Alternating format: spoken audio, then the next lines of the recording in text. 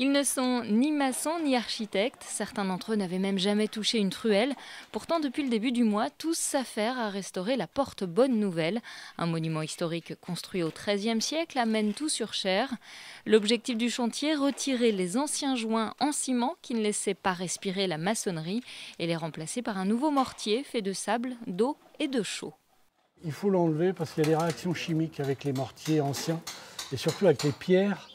Quand le mortier est plus dur que la pierre, c'est catastrophique parce que les effets du temps, l'hiver, ça gèle, l'eau qui pénètre. Pendant les 2 semaines du chantier, ces bénévoles sont encadrés par des professionnels. Le tout est coordonné par l'association CHAM. Pour chaque intervention, elle reçoit des subventions du ministère de la Culture et de la commune concernée. C'est les communes qui nous font appel à nous. Elles appellent l'association, on fait des études pour voir si on peut intervenir sur le bâtiment.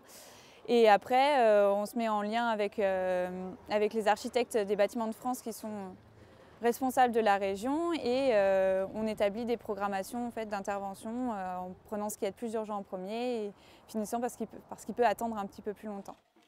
Véronique fait partie de ces bénévoles qui ont décidé de consacrer un peu de leur temps libre à cette restauration. Elle vient de Nouvelle-Aquitaine. Après plus d'une semaine d'action, elle voit enfin le fruit de ses efforts. Au départ, quand je suis arrivée, je me suis dit mais c'est énorme quoi, faire un mur comme ça, comment on va faire en si peu de temps. Surtout qu'on voyait déjà le travail fait les années précédentes et se dire bah oui on va y arriver, c'est super. La restauration complète de cette porte médiévale n'est pas encore achevée. Un nouveau chantier est d'ores et déjà prévu l'année prochaine à la même époque.